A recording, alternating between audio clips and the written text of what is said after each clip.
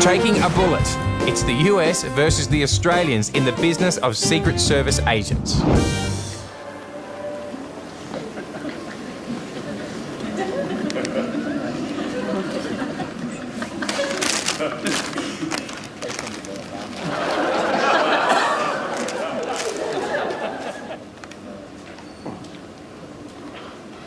Good morning, Nathan. I'm Agent Coppola of the Secret Service. I guard President Obama of the USA. Oh, g'day, Agent Coppola. Oh, yes, g'day. I'm Nathan. I'm head of security for Kevin Rudd. Yes, I know who you are. That's why I just said, good morning, Nathan. Oh, yes, so you did. Yes, I must have been busy bleeding. I know exactly what you do. The CIA has given me your complete background check. Oh, well, that saves me going on about myself. I've been expecting you. Really? I seem to have caught you off guard. Well, my alarm didn't go off this morning. I must have been asleep. You sleep? Yes, we tend to do a lot of that here. Welcome to Canberra. You have blood on your hand. Oh, sorry. Well, now it's on your hand. Wouldn't be the first time you guys have had blood on your hands, eh?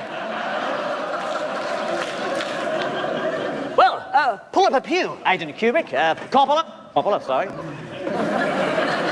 We need to discuss the security arrangements you have in place prior to President Obama's forthcoming visit to your country. Is this office secure? Yes. This office is very secure, yes. Sometimes I can't get out. Your reception shall be in Sydney. We need to be vigilant for any signs of suspicious behavior, particularly during the singing of the American national anthem. Oh, you mean like people forgetting the words and stuff? Oh, say, can you see by the dawn's early light what so proudly we hailed at the twilight's last gleam? Are you familiar with yours? Yes. Dance Australia fair. Do you love your country, Nathan? Well, my pants came down, didn't they? Love your country or someone will take it away from you. You may think we're all a bit backwards here in Australia, Agent Coppola, but I can assure you that any danger we face will be squarely ahead, right in front of us. But Nathan, you're facing the wrong way. Yes, that's so I can protect the rear. You see, there's a lot of people that would like to take Kevin Rudd from behind.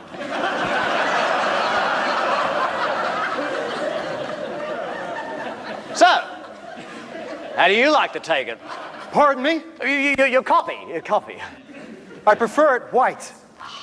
White like the clouds over Montana. You see, I have a dream that one day all Americans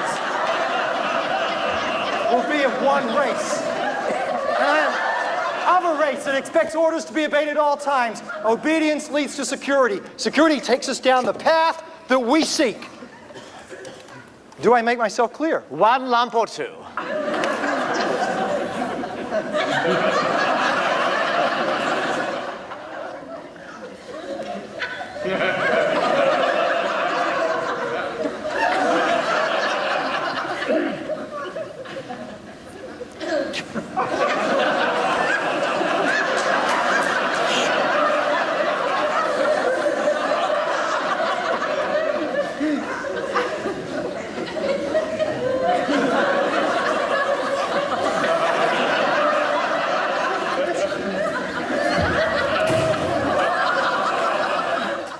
Excuse fingers.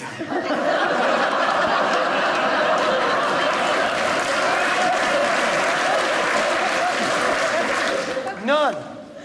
Oh. Cappuccino? If you wouldn't make it snappy. Do I make myself clear? Do I make myself clear about security? Yeah, sure, mate. Sweet. Bonza. No walking furries. Are you using code words?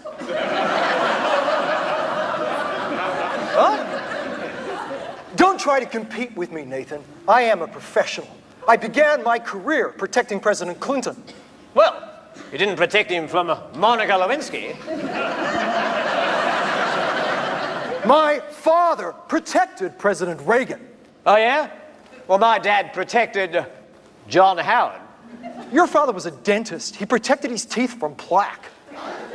Well, my grandfather was a personal bodyguard to a great former Australian Prime Minister. Yes, Harold Holt. Well, at least we didn't lose one in a motorcade. John F. Kennedy, remember? Bang! Didn't see that one coming, did you, mate? Perhaps we did. When I walked in here, I walked straight past your secretary. She didn't even notice me. She was reading a magazine. Miranda? She's back from the picnic at Hanging Rock without telling me? A good agent would take a bullet for his president. Would you take a bullet for Mr. Rudd?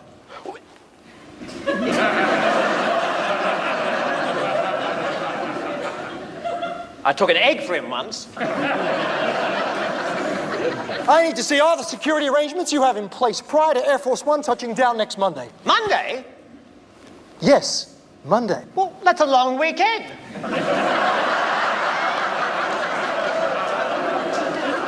Well, can't he come Tuesday? The president will arrive Monday. Okay, I'll make a note of that in my diary. Oh, bugger, must have left it at McDonald's again. Right, okay.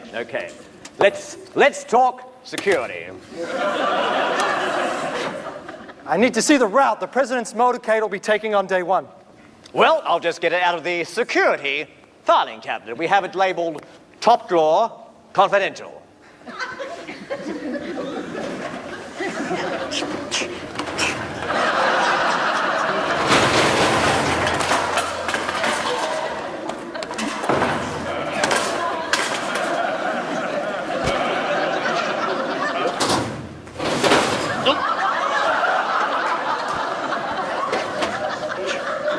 Nathan, would this be the file here on your desk under your banana?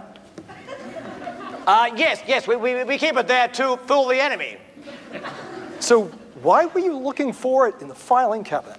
Well, in case the enemy is spying on us, we don't want them to think that it's on the desk under the banana. Nathan, what would you say the enemy looks like? Well, he'd have a turban, a long cloak, a big black beard. The enemy could be anyone. He could be wearing a dark suit like mine. Supposing an assassin pulls out a pistol to the president's head at close range, what do you do? Well, I'd take umbrage at that. You take umbrage? Yes. Speaking of umbrage, not everyone is happy with our choice of president. In fact, we have intelligence that there is a major attack planned. You do? Well, we don't have any intelligence. An assassination attempt will be made on the president's life during the motorcade en route to the Opera House somewhere near the grassy knoll. Oh, no. Not on my watch. Not in my country. And I'll tell you why. Because this is Australia. And I love a sunburned country. A land of ragged mountain wedges. Our girt may be soiled by sea and children overboard, but the man from Snowy River, he can't buy a billabong. And he smiled at me and he gave me a Vegemite sandwich.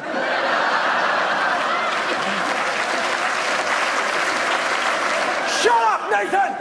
You are the most incompetent dweeb I have ever encountered in the service. Your defense forces here are a joke. Your entire country quivers in terror at the slightest dust storm, and your films are shit.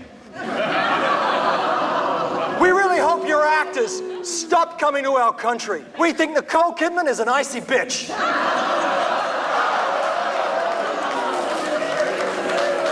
When a man attempts to assassinate the President of the United States on your own doorstep, where do you stand? Well, where would you be standing? The book depository window? I am more interested in your position.